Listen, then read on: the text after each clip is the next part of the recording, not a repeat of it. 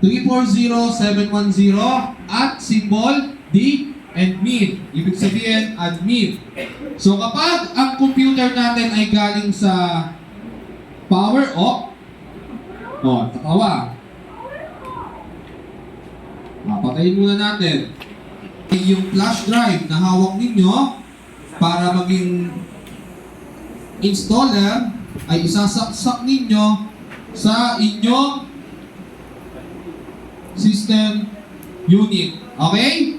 So, yung system unit, yung inyong i-open para makita ko na nagsiselfone si Danrich. Bago kayo, ha? Kunti ka na. Okay. Kayo mag-cellphone. Kukuhain ko talaga yan. Pagpatay ang computer, ang first step na gagawin ninyo ay isaksak yung flash drive. So, yung flash drive ninyo dapat ay bootable na. Ibig sabihin, naka-install na dyan yung operating system.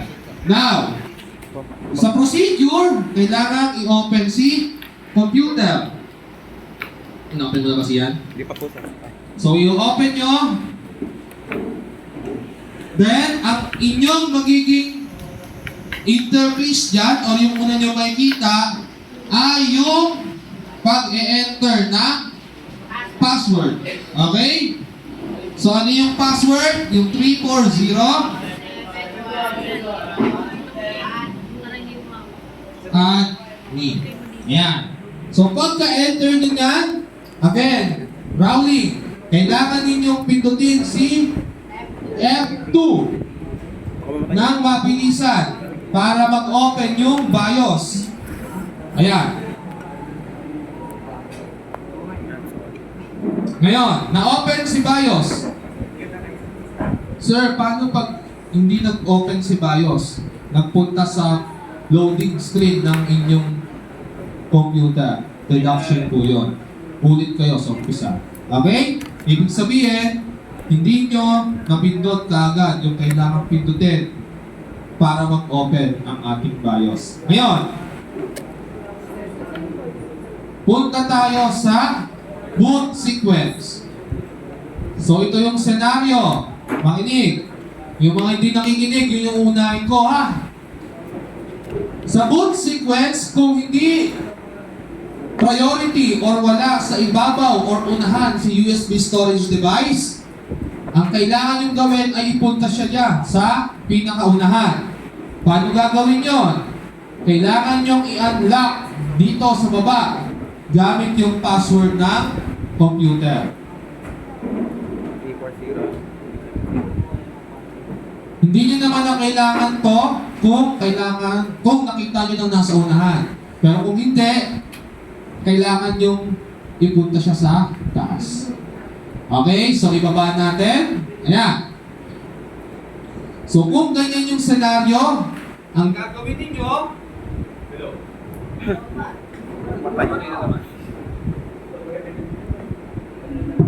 ang gagawin ninyo ay ipupunta siya dito sa itaas. Ano yung procedure nun?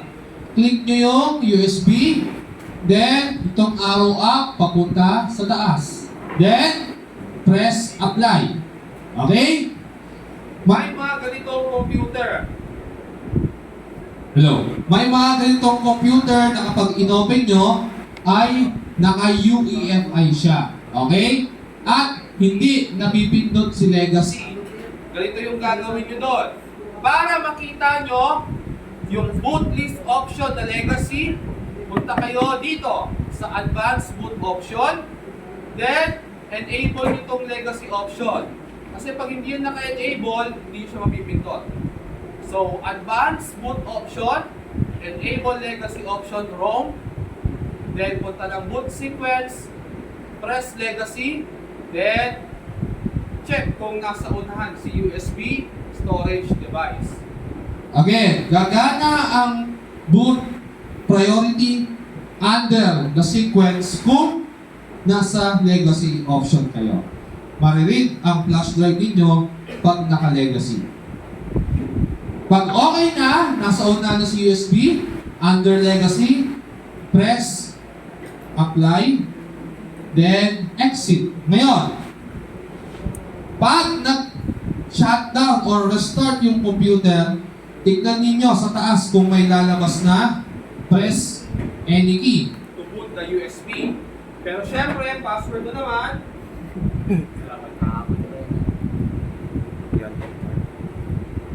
Ayan. Ngayon, tignan ninyo kung may ipapapindot sa inyo. Dahil pag wala, yan yung sinasabi ko. Na-press any key to boot from USB, ibig sabihin, ang babasahin niyang una ay yung sinaksak ninyong installer. Kapag nakita niyo na itong blinking dash, yan na po yung inyong indication na kayo ay nasa tamang daan na. Dahil pag hindi yan lumabas, o hindi nyo napindot during dun sa instruction na pumindot kayo ng kahit ano sa keyboard, ipupunta kayo niyan sa desktop. Deduction na naman yun at ulit kayo. Okay? So, hintayin lang ulit natin. Agad? Zoom na mo na. Langit? Ano yun? Agyaran? Joke lang. Mga kapatid, baka di nyo natitis, hindi mo cellphone ha? Baka nakakati na tayo pumindot dyan. Level.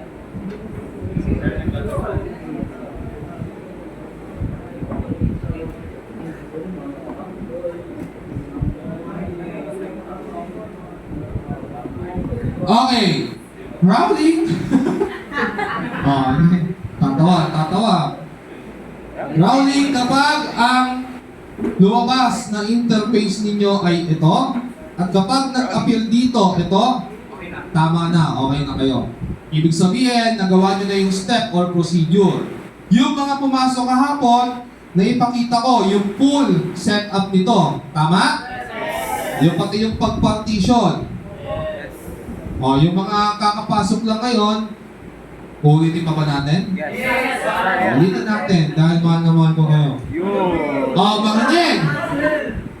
Napadig naman tong mga to. Okay! So, pag na-okay na at nag-appear yung Windows installation setup, ito yung unang bubungan sa inyo. Wala na kayong kailangang baguhin dyan.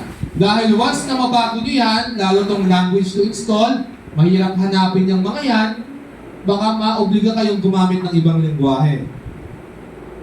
Press next. Kung masipag kayo magbasa, pwede nyo basahin lahat yan, pero pwede nyo nang i-next yan at i-click yung I accept the license term. Ngayon, sa partition, ito ay naka-partition ng 60-40. Saan yan yung 60%? Ito yung 40%. Kagaya nga ng sabi ko, kapag kayo ay magpa-partition, ulit tayo, sabi mo, di ba? O, delete muna natin to lahat. Kapag kayo ay magre-reformat, i-delete nyo lang po lahat yan para makita ninyo yung pinaka-total ng storage ninyo. Ito po yun. So, anong equivalent nito? 500 gig. Okay? Ngayon, kapag tayo ay mag-create na ng partition, ang kailangan nating pindutin, syempre, i-highlight yung storage. Then, press new. Diyan lalabas yung equivalent storage ninyo into megabytes. Kasi ito ay gigabytes. Okay? So, ito, yung 476,938, yan yung ipapartition natin. Ngayon, kapag sinabing 50-50, divide 2. Kapag sinabing 60-40, 30-70, 20-80, 10-90, i-multiply nyo po sila sa decimal place. O, pag 30%, anong gagamitin? 0.3, 0.4 kung 40, 0.2 kung 20, at 0.1 kung 10%. So, for example, ang hiningi sa inyo ng assessor, individual nyo po ito sa training, kaya makinig kayo. Kapag sinabi ni assessor na ang kailangang partition ay 2080. So, saan nyo i-multiply ito? 0.2 2. Okay. So, ito yung lalabas. 95,000. Equivalent to around 93 to 96 gig yan. Kapag sinabi namang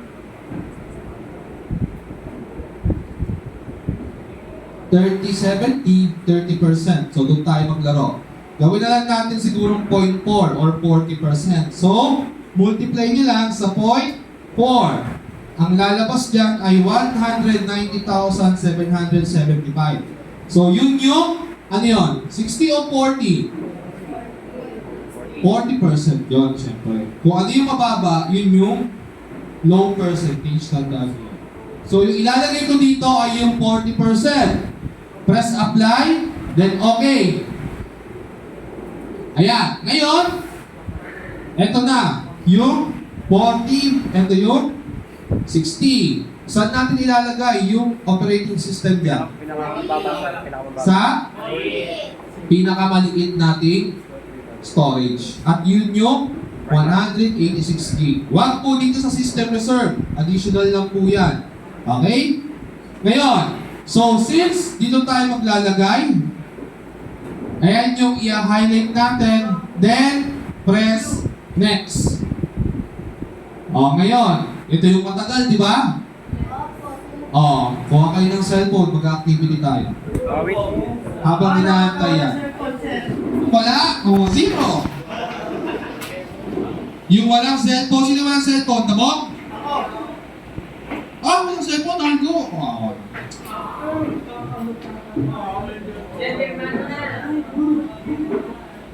O, okay, kuha ng cellphone, mag-activity muna tayo.